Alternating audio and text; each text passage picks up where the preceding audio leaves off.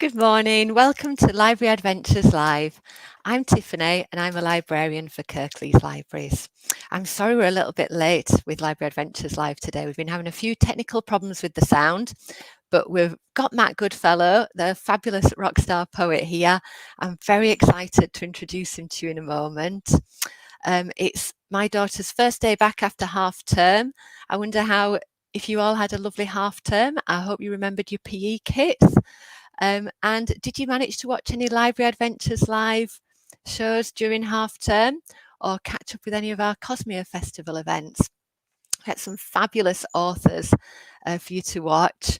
On Friday, we had a Halloween special. We had Jenny Jennings doing Malice in Wonderland. And did you make up your Underland name with ancient diseases and poisonous creatures? Mine was Nightshade Golden Dart. And I've had a look at Matt's and I think he is Malaria Lockjaw. That sounds a very spooky one. So I need to remind you of the challenge. So Jenny asked you to think up a new malign family member, give them a name, their relationship to malice, and tell us a little bit about their mischief. For example, do they like stink bombs? Do they like flicking cold water on people? And send it in to us. You could make it like a top trump card. You could make it just a picture. Email it in and we'd love to share it on our website. So our email address is lal@kirklees.gov.uk. So we'd love to see those. And if you want to catch up with Jenny's event, you can find it on the website at kirkleeslibraries.co.uk/lal. And all the Cosmere Festival events, our science fiction festival that we did in partnership, you can find those again on the website www.kirkleeslibraries.co.uk/Cosmere. Okay, so it's time to give a big build up to Matt. Matt's a poetry ambassador. The first time I saw Matt perform was on National Poetry Day. Today he's going to be reading some of his poems from his latest book, Bright Bursts of Colour. It's a fabulous book. There's some really, really funny poems in there, and we've got some that are a little bit more serious as well. So, and we need to give some shout outs too. So we need to say hello to Mrs. King and Year 5 at Linley Juniors, and hello to Mrs. Bryan and all the children at Marsden Juniors. And then I think a big build up, ready to bring Matt onto the screen.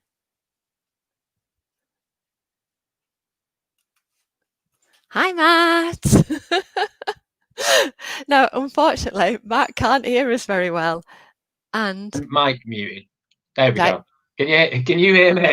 I can hear you. Can you hear me? No. I can't hear you. Okay, I'm going to leave the screen to Matt. So you've done your introduction. Yeah. So hello everybody. Shall I start doing some poems? I'll do some poems because I can see myself now. So hello everybody. It's lovely to be here. I'm hoping you can hear me. My name is Matt Goodfellow. I'm a poet. That means I write poems, and my poems go into books like this, some books like this, some books like this, and my poems go all around the world. And what I'm going to do here with Library Adventures Live, and thank you to everybody at Kirklees Library for putting this together, is I'm going to perform some poems for you from Bright Bursts of Colour, which is my newest book. Okay. There's all sorts of different kinds of poems in there. So I'll read you some poems that I think are funny, some poems that I think are sad, some poems that I think are thoughtful, because what I tried to do with this book is write poems about life, and life's important, isn't it? Right. So the first thing it says, I'm 40 years of age, right? 40 years of age, other than the bald head and the big bags under my eyes, you'd never have guessed. You'd probably think I'm 18 or something, but I'm not. I'm 40 years of age. And I love doing what I do. So normally, I wouldn't be looking at a computer screen that isn't working very well at the minute. I would be in a library or a school and I would be performing poems, and I'd spend about 3 days a week doing that. And I spend a couple of days a week at home writing here in my glamorous writing room, which is a box room at the front of my house. And I love doing what I do. I love being a poet. I enjoy it. It's fantastic. But I wasn't supposed to be a poet, right? At the age of 40, I thought I'd be a multi-millionaire. I thought I'd be living in a mansion up in the hills because I was supposed to be a rock star. Right? I was supposed to be a rock star, but I'm not a rock star. Right? And the reason I'm not a rock star is very simple. I was rubbish at being a rock star. I used to play the guitar and do the singing in bands, and I just wasn't very good at it. I wrote a poem, which is actually from my first book, Carry Me Away. This is a poem about somebody that thinks they're brilliant at music whilst everybody else around them knows they're rubbish. It goes like this. I found a trumpet, drum and whistle, started thinking maybe this will be the sign that I should start myself a one-boy band. I grabbed a banjo from the attic, made a proper pleasing racket, and my mum, she must have loved it because she screamed and waved her hands. All my instruments together, if I'm careful and I'm clever, are a guarantee of fortune or propel me to the top. Now, the only thing I'm missing is an audience to listen to the magic of my music without begging me to stop. And that's what used to happen. People would beg me to stop my music. So when I was about 24, I realised that my beautiful guitar wasn't going to make me £1 million. And I put the guitar down and I went to see my dad. And my dad did that parental thing. He said, listen here, enough of that music. You need a proper job. So I got a proper job. I became a primary school teacher. I spent about 10 years working as a primary school, well, more than 10 years working as a primary school teacher in Manchester. And I forgot all about writing poems because being a teacher is bonkers. Right? There's pure stuff to do all the time. And I need to give a shout out to Mrs. King's Year 5s and an infants and juniors in Marsden. And I can't remember your name, but hello to you too as well. And I started writing poems and songs with the kids in my class. And that's how I got back into writing poems. And then I got back out of the classroom. So let's do some poems from Bright Birth of Colour, published by Bloomsbury. Let's do a poem about poetry. Okay, this is called Poetry, and it looks like that. No, it doesn't. It looks like that. Poem's cool. They all look different. Poetry on the page. Poetry in motion, elegant and smooth. Poetry commotion, noisy, loud, rude. Poetry in potion, magic from a cup. Poetry promotion, words are going up. Poetry in ocean, salty, cold, drippy. Poetry in lotion, dangerously slippy. Poetry in motion, pull yourselves together. Poetry, devotion in our hearts forever. Poetry is brilliant. One of the reasons I love writing poetry is poetry doesn't have to follow the rules of any other kind of writing. So if you're sitting watching me from a classroom, you're looking at a big demented egg on screen. Poetry is different to any other kind of writing that you will do. You don't need to follow the same sorts of rules. You don't need to worry about capital letters. And you can write about whatever you want, right? Whatever you want. And you can write in your voice about your life. I write poems that I like, okay? I've got a big dog. I've got a big dog that's downstairs. If you ever hear any barking, that'll be him, right? Dog, bark, bark, dog. That'll be the dog barking, okay? He's called Woody. I've never seen a badger. I'd like to see a badger. And I've written a poem in this book called A Special Badger. Now, when I was talking about writing poems for you, I think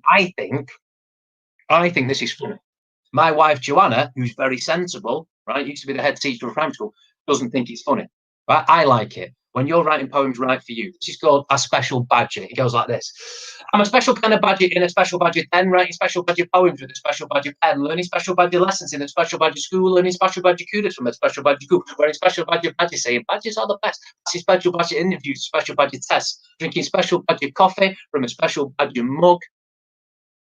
But my special badger problem, I am actually a slug. Now, I quite liked that. My wife, Joanna, didn't. When you're writing poetry, you're writing for yourself. A little tip, by the way, for writing poetry. Keep a notebook. This is my ideas book. If I have an idea for a poem, let me show you this ideas book. Move the pencil out of it. My grandpa's pencil, by the way, this. It's probably older than me.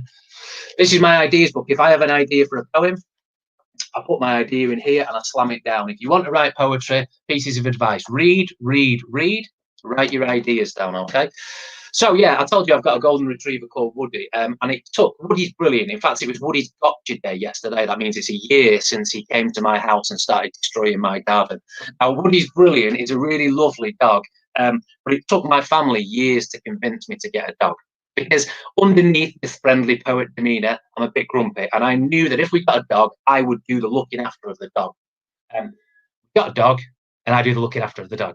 But for quite some time before we got Woody, going around schools, I would tell the kids in schools that my family were trying to get me to get a dog.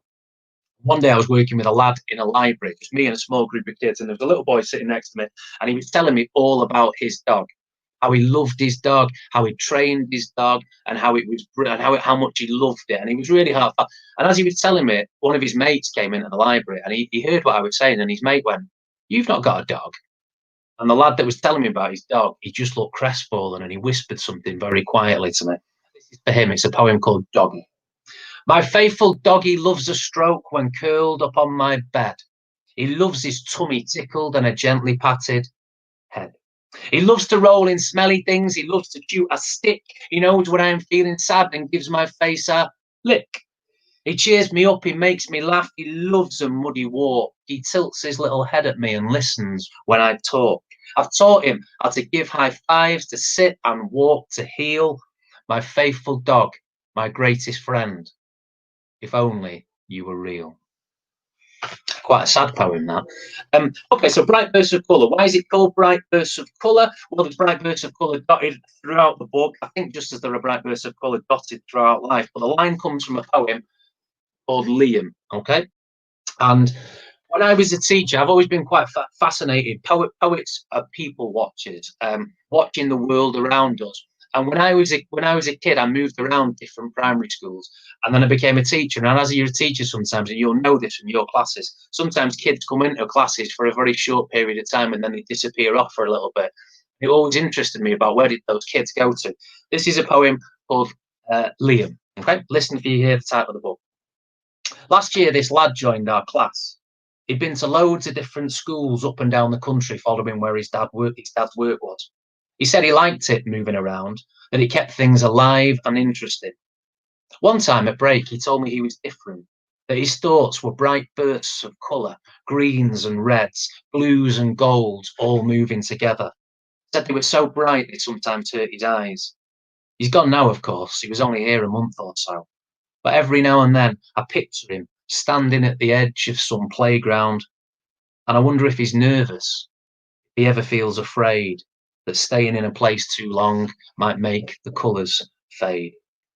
Okay, let's do one that you can join in with. So I write a lot of poems about stuff that's happened to me, things that have happened to me, things that I've seen happening to other people, and stuff that doesn't happen, stuff you can just make up. We're going to do a poem that you can join in with a little bit later on after I finish. Maybe you can watch this video back.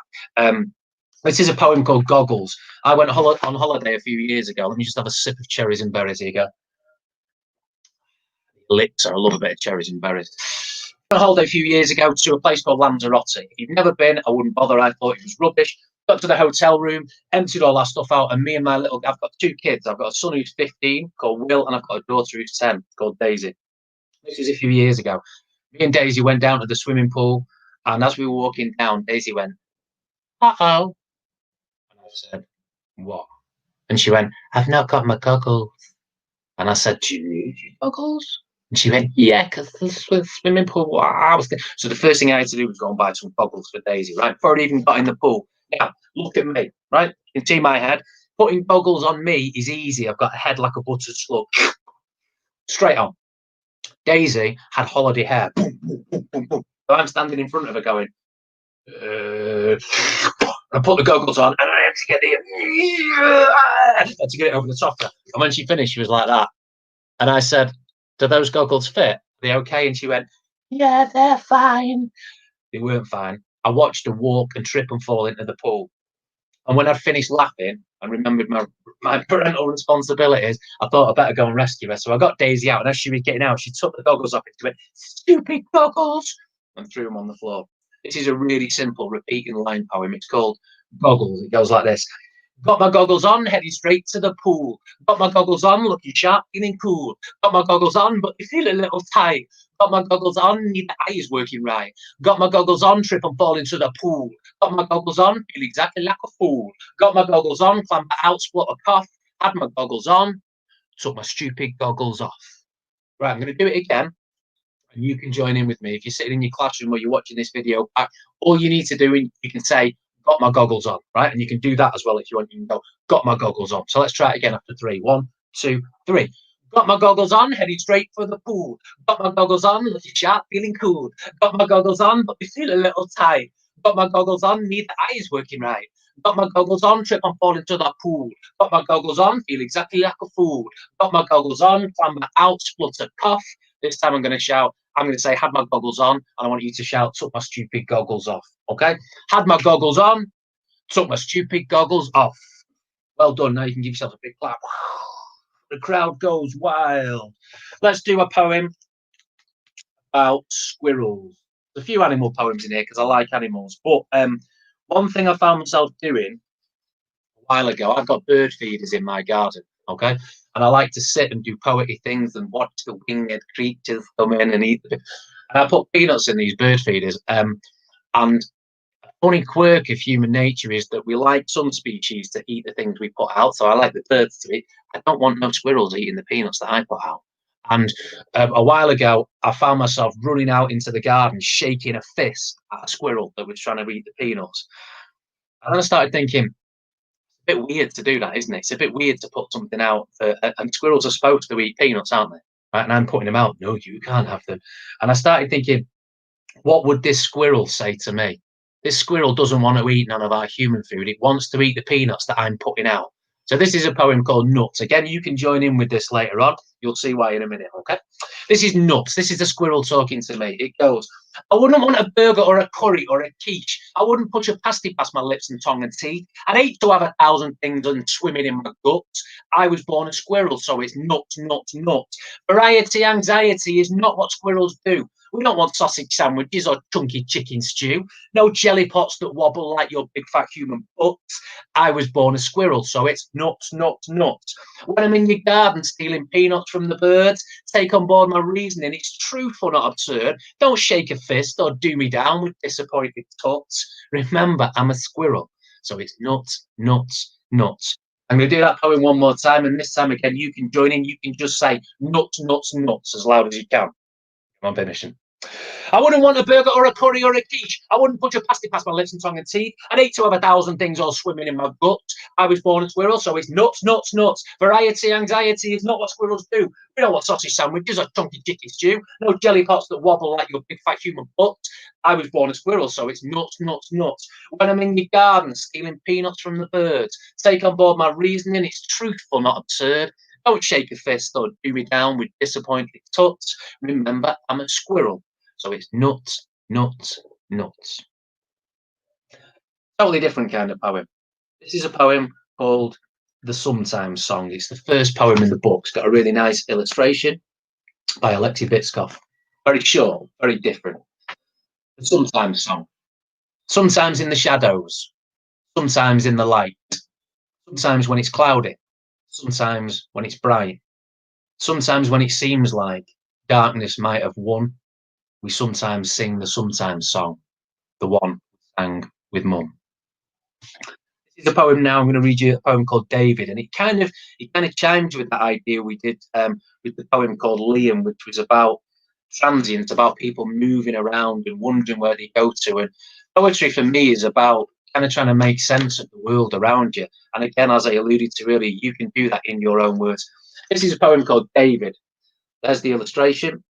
Now, David was a kid when I was at primary school. This lad joined our class, and he could draw brilliant planes.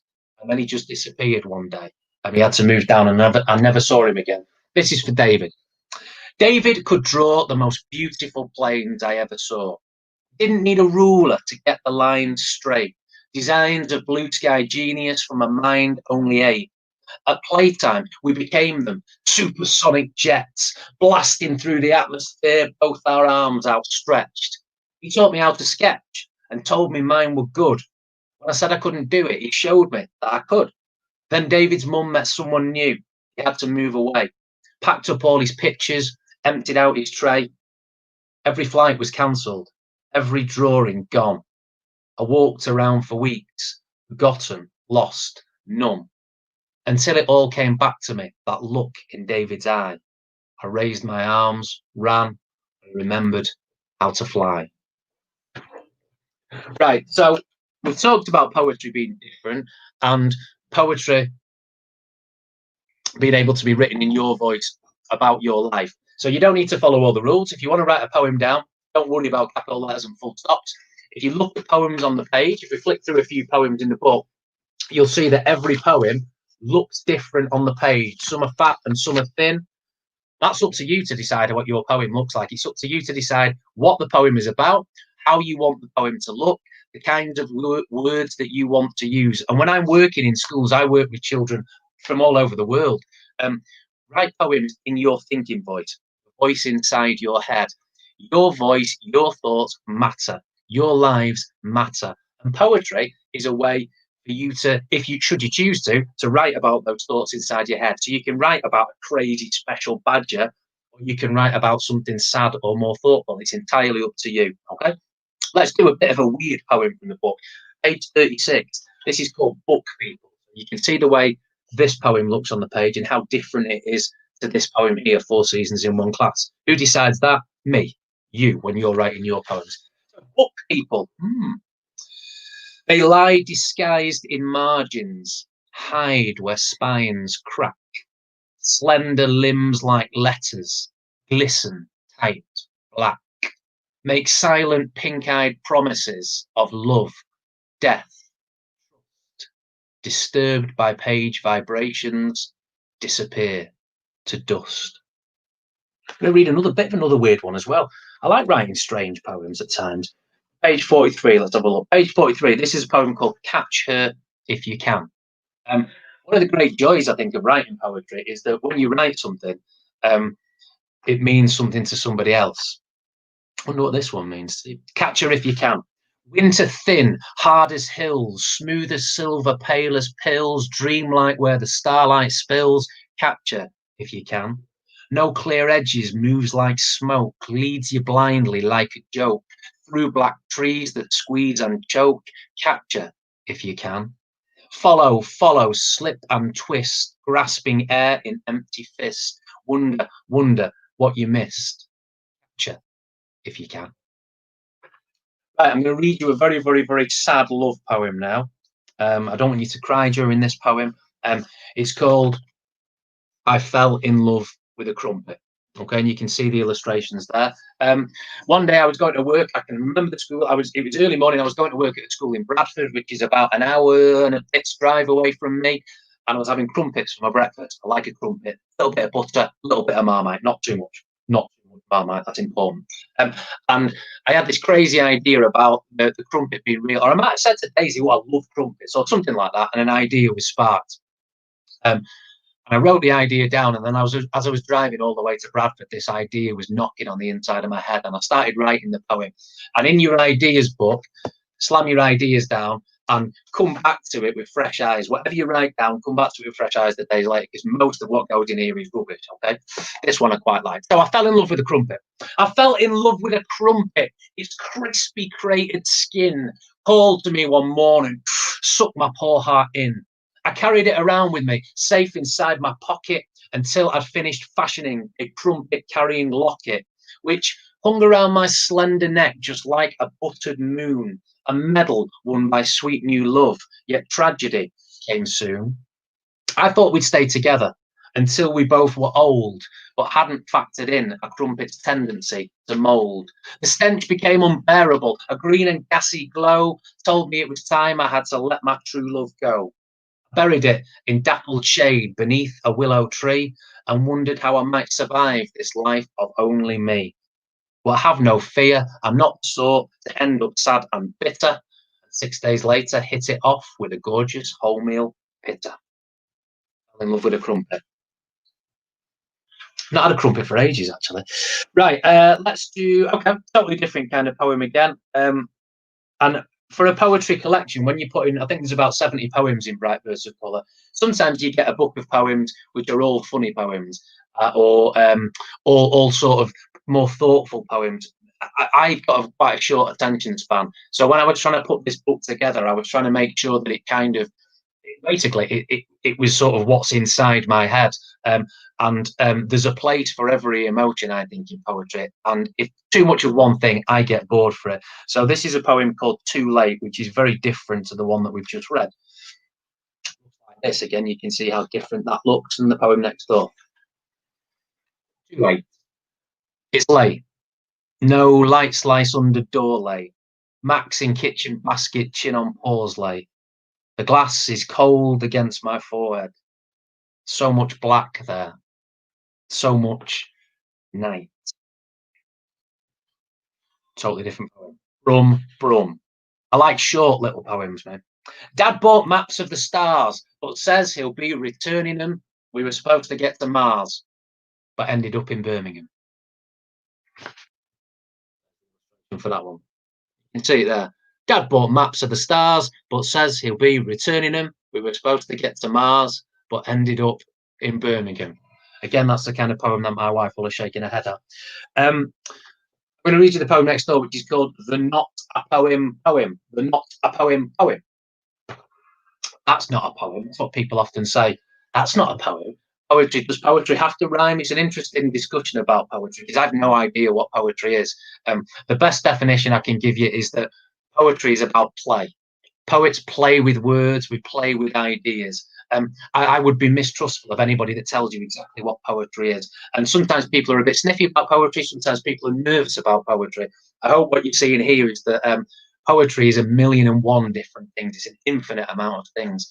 And my wife in particular will say to me, that's not a poem. They're not a poem poem. I am not a poem. No, I'm not like that at all. I am not a poem, unconventional and small. I am not a poem.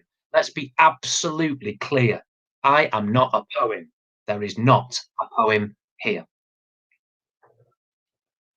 So being a teacher was quite interesting. So I was a teacher for about 12 years. I spent most of my career as a year 6 teacher. So hello, if there are any year 6s out there. I started off as a teacher. My first class was a year 4 class many years ago. I didn't have hair then, by the way. I was a year 4 teacher. Then I became a year 5 teacher. Then I went to year 3. And then I spent the rest of my teaching career in year 6.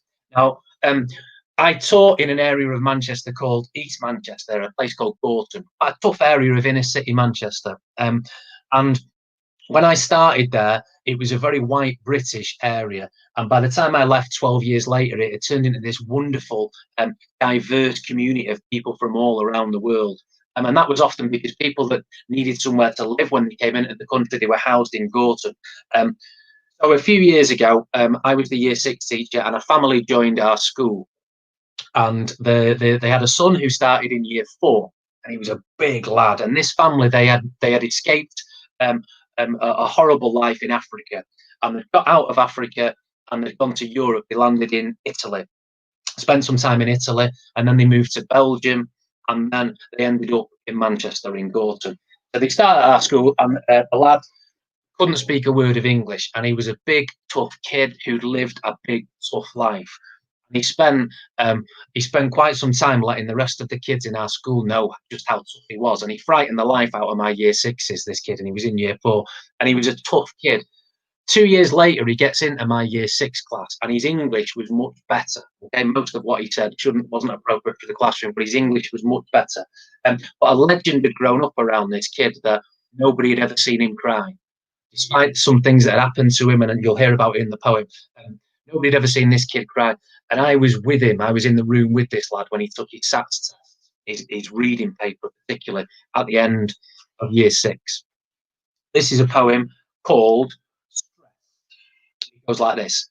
Charlie never cries, not even when he came down the slide too fast in year 5 and broke his wrist. Miss couldn't believe it. He even smiled and waved to our class across the playground when Mr. Smith drove him off to hospital. Charlie never cries, not even when his gran died. He's back in school the next day, said he was fine, he survived, but you could see it in the shadows of his eyes. Charlie never cries. But when it was time for the reading paper we'd revised for, Charlie sighed, flicked through the pages for ages, put his pen down. Miss appeared at his side saying, try your best, Charlie. It's just a test, Charlie.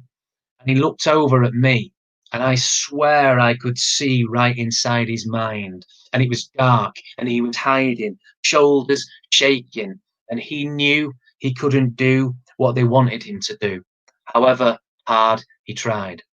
And I'll never forget the day of the test, the day Charlie cried. Totally different kind of poem there. Let's do one about football. I don't write many football poems, but I have written one which is in this book. Now, when I played football, I stopped playing football last year. My friends always used to complain that I didn't pass the ball to them enough because I like to score goals. There's a poem here called "All Things Must Pass." I'll show you the shape of the poem. And again, the more you read poems by different poets, you will see how poems pattern the page, how they want to do, how you can do the same. Okay. All things must pass, except me. I guard my precious jealously. Dummy, dribble, pirouette, curl it, chip it, burst the net. A hat-trick hitting deity. All things must pass. All things but me. Right. I'm going to do a poem for you now, which is called "The Day." And one of the things, as I've said to you, that poets can do is we can watch the world very closely around us and just kind of see what's going on. And last year, so Daisy's in year 6, last year we were cycling into school. And at the bottom of my road, to get to Daisy's school, you go across a main road and then you go through some woods, through some beech trees, and you go across a bridge and over a river and down to school. And we were just cycling into school, and it was a beautiful morning, one of those misty mornings where the sun was coming out. And I was watching Daisy, and I was wondering what she was thinking. And then there's a little bit of a twist at the end. So this poem is basically the account of me and Daisy cycling into school. Well, as poets do, we can mess things around at the end. So the ending is not what happened. Okay, this is called "The Day," and let me show you the shape of this. So you can see the shape of this one. Okay? It looks like that. We cycle over beech nuts. He points out our breath, columns of sunlight shining through the changing trees and the damp, heavy river smell. I'm worried about today's tests. I struggle with which and which. We practice my 6s and 8s as we pedal past cloudy-faced kids and parents. He helps me cross the busy road, laughs at the grumpy caretaker who sighs as he swings his keys to let the morning masses pass. I put my bike in the bike shed. He kisses me, tells me not to worry about stuff. I love you. Have a good day. See you later, kidder. I'll be here at 3:30. Good luck. I wave through the window as overhead a plane is coming into land. He pushes his bike through playground puddles and turns to blow me one last kiss, puts on his helmet and adjusts the strap. And it's 5 years later, and he never came back. I'm going to do another poem, which is about bikes. When I was a kid, I loved being on my bike. I lived next door to a park, and I could go anywhere on your bike, and you could get so far before you were tired. And I loved the feeling of freedom. It's the first freedom that you get. Nice little illustration here. It's called "Ride." I like my bike. The whirring blur of churning cogs turns world beneath my feet into something separate from me that I can't feel or see. I like my bike. I am free. Okay, let's do one called "Cheers." It's a poem, which is basically what used to happen to me. My dad liked to send me to the takeaway when my stepmom had gone out. She liked us to eat very healthily, and this is an account of that. Basically, it's called "Cheers." Every now and then, Dad says, "Come on, lad, none of that healthy eating stuff tonight. Forget the broccoli, put the salad away. We're having burgers for tea." And we walk to the takeaway at the end of our road, the one where the windows are always steamed up, where the men talk quickly in voices I don't understand, where burgers are pressed to sizzling black bars by metal tongs, where change clatters on the counter and the man calls us my friends. Walking home, Dad swings the bag and whistles. He sits opposite me at the table. We snap our Coke cans open at the same time together, touch them. He winks. "Cheers, son." "Cheers, Dad." Right, a short poem for you. This is a poem about memories, really. My mum died when I was younger. I had quite a difficult childhood, really. Not the worst childhood in the world, but my mum and dad were divorced when I was a baby, and they both married people that I wasn't massively keen on. This is a poem called Just Enough. It's a very short poem.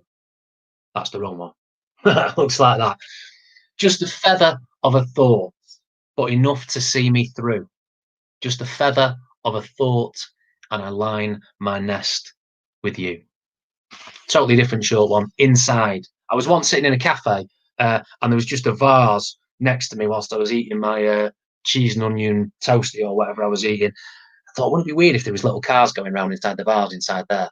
And my wife was like, "What are you talking about?" And I was like, wrote it down. Inside. Inside a vase, there are miniature cars driving in circles for hours.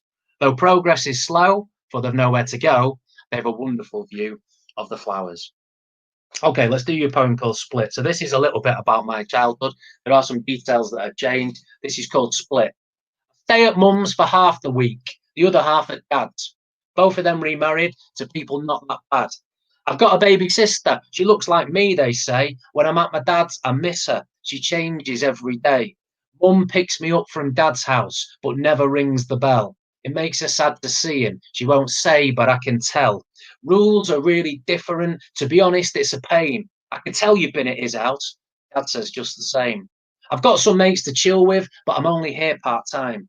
They've got mates they're tighter with. And I don't mind, it's fine. The steps don't do that much with me, but say they want me there, still I always get the feeling they're glad I'm out their hair. I don't detest this life of mine, but wish I could have had a chance to see what things were like, just me and mum and dad. They did the best they could, I suppose. The rest is out their hands. I've tried to talk about it, but no one understands. They see a clever, cocky kid, expensive bike and phone, two happy, loving houses, when all I want's a home. I'm going to read you now a poem called If Cats Had Flavoured Fur. If Cats Had Flavoured Fur. This is one of those crazy ones where you just have an idea for something and you just run with the idea. And this is the poem where when my wife read the book, she said, "That's not a poem, that's just stuff going on inside your head." And I said, "Yeah." And that's what poetry is. So I've got a cat, as well as Woody the Wonder Dog. I've got a cat called Jessie, a big fat cat. She's a tortoise shell, loads of different colours. And she was cleaning herself one day and I thought that must be really boring. If cats had flavoured fur, it'd surely make all those time-consuming grooming sessions much more enjoyable. Take my cat Jessie, for example. She's a tortoiseshell, white, ginger, and brown. Currently, each patch of fur must taste the same. Furry. Boring. Now, if cats had flavoured fur, the white bits could taste of, say, milk instead. Far more pleasurable for her. Nice, cold, ice cold milk. Refreshing. If cats had flavoured fur, Jessie's ginger bits would have to taste of ginger. I don't know if Jessie likes ginger or if cats in general like ginger, but they'd have to taste of ginger. My poem, so end of. If cats had flavoured fur, what could Jessie's brown bits be? Sausages? Possibly. Chicken skin? Both a bit rich for Jessie's simple tastes, I imagine. How about biscuits? Cat biscuits. She likes those. Crunchy cat biscuits cracking on her back teeth. Sorted. Milk, ginger, and cat biscuits. I'm pretty certain she'd like that. Yes, surely she'd prefer to be a cat with flavoured fur. Okay, I'm going to do two more poems for you before we finish. It's been great to be here. I know the technology's not been great, but thank you to everybody that's that sorted it, that's helped out and sorted stuff out. I'm going to read you the last poem in the book, which is a poem about hope, really, about how life is peaks and troughs. One day we can feel sad, one day we can feel happy, but never to give up. This is called Remember. When shadows creep across your mind and smiles are thin and tight, when you do what you believe in, but question if it's right, when you focus not on what you've got, but all the things you lack, there may be rain at the front of the house, but sunshine round the back. You can't remember where you found the words you used to say, when your heartbeat is the music that you listen to each day, when you turn away from talent in case you lose the knack, there may be rain at the front of the house, but sunshine round the back. that was one day I looked out the front of the house, and there literally was. It was raining at the front of the house, and it was sunshine round the back. Isn't that interesting? Is it that even just within the parameters of a house, it's raining now and it's sunshine that, and I thought, yeah, that's what life's about, isn't it? Life's about that. And don't forget, part of being a poetry is about trying to make sense of the world, playing with ideas. Okay, I'll do one last poem for you. I'm going to do a poem called "Dogs with Human Names." I love it. I take Woody out for about 3 walks a day because he's massive, and if I don't, he's a nightmare in the house. And often when I'm in the park with other dogs, people have some really strange names for their dogs. And I love it when somebody's got a dog that's got a human name like Colin or Dave or Jim. And I started messing around with this idea, and I saw something on Twitter, and it was a picture of a guy on the tube in London, and he had a dog with him. Somebody had a dog with him, sorry, on the tube, a little dog sticking out the bag, and the dog was called Mr. Stevenson. Mr. Stevenson. And I thought, that is such a cool name for a dog. There's no way I cannot put that into a poem. So it's the last one I'm going to do. Thank you. I hope you've enjoyed your Library Adventures Live. Thank you to Kirklees Library. This is Dogs with Human Names. Dogs with human names really make me laugh. Graham's licking Granny's foot. Oh, Dave, you need a bath. Dogs with human names make me howl so I can't breathe. Elspeth's had an accident. Goodness, Peter, please. Dogs with human names make me double up and giggle. Stop it, Mr. Stevenson, you needle when you nibble. Agatha to Andy, Jennifer to James. I think they're great. Let's celebrate dogs with human names. Thanks very much, guys. My name is Matt Goodfellow. I've been reading you some poems from Bright Bursts of Colour. There'll be a link to my website, I think, somewhere up on here. If you want to see some more videos of me, you can click on my website and there's some videos there. Thank you to all the team. I think Tiff will come back on now. Right. Thank you ever so much, Matt. That was really wonderful. Just out there for everyone. Even though we can hear Matt, Matt can't hear me. So we have got a couple of questions for him, and we're going to have a go at trying the question and answers in a different way. So we'll see how this goes. So our first one. Right. So there's a question that's come up, so I'm going to answer it. Library, if you were a biscuit, what biscuit would you be? Well, my favourite biscuit is a chocolate bourbon. Chocolate bourbon? Yeah, chocolate bourbon, something different in it. Chocolate bourbon. I like chocolate bourbon, so I'd have to go with that. Although I am partial, and I'll be honest with you, I am partial to a chocolate hobnob as well. So I'm not chocolate bourbon, chocolate hobnob. Monday, chocolate bourbon. Tuesday, chocolate hobnob. Let's go like that.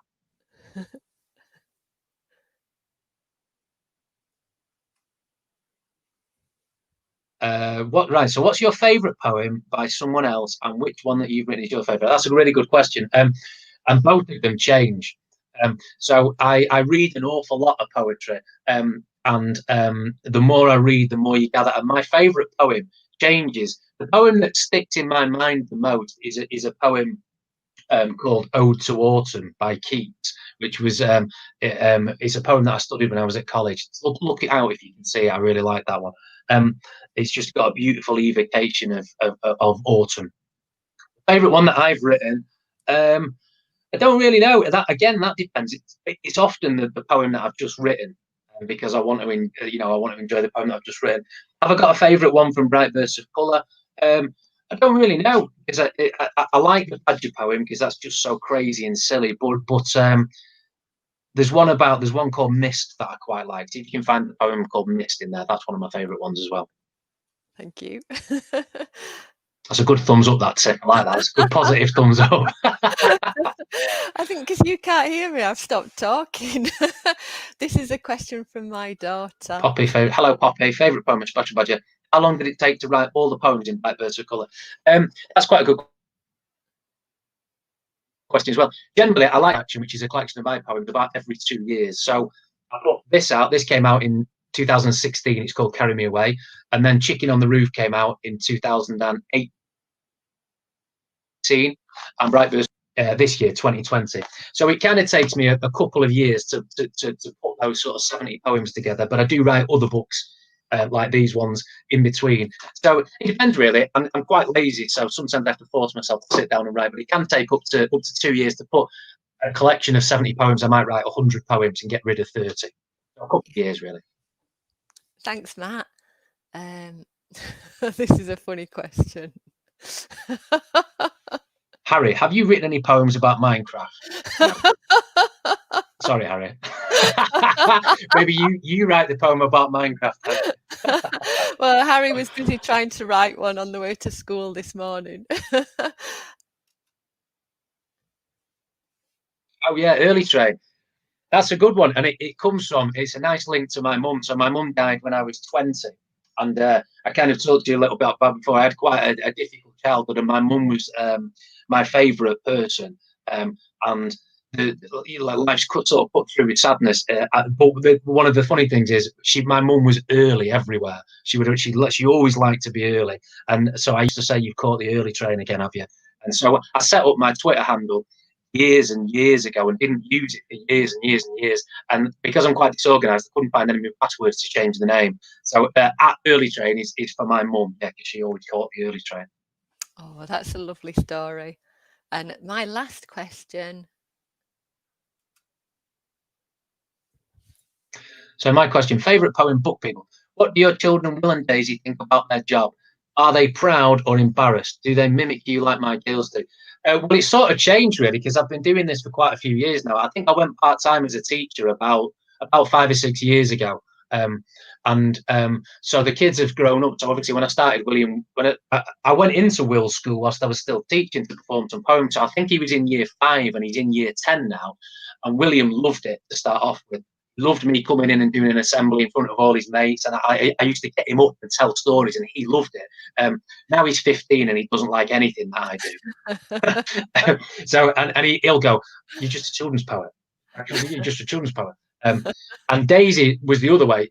She started off not thinking it was cool, and then she thought it was quite cool, but now she's in year 6, and again, ain't nothing cool when you're in year 6. So currently, I am totally not cool. They mimic me. Like, only in a not very nice way. Put it that way. Yeah, that's like my children too. And right, I know Matt can't hear me, but I'm saying thank you ever so much, Matt, and hopefully we'll see you again soon. I've really enjoyed today's session.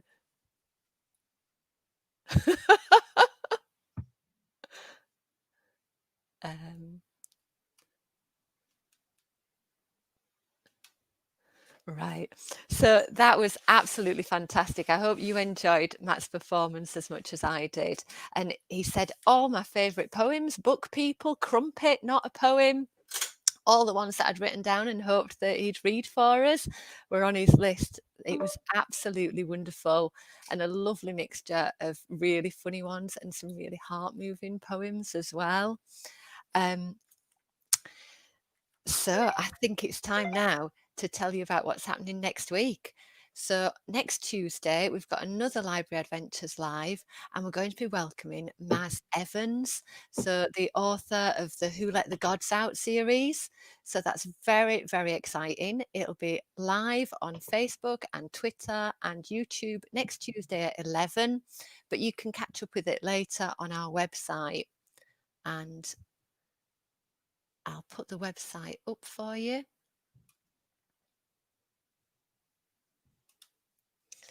So all the details of all the sessions are there. You can catch up with previous ones from that page, and you can look forward to the ones that are coming up as well. If you've got any questions for Maz, then you can email them to us, lal@kirklees.gov.uk. If you're watching on catch up, if you're watching live, you might be wondering what's going to be happening with libraries as we go into lockdown number 2. And we've still got, if you look at the website, we'll put the final decision up. It looks like we're going to be able to do click and collect for you all. So keep checking on the website. And that'll give you all the details of which libraries you can get books from and the times and so on. Well, I'd like to say thank you to everyone for watching. Thank you very much to Matt. That was fantastic. And we'll see you all soon. Bye.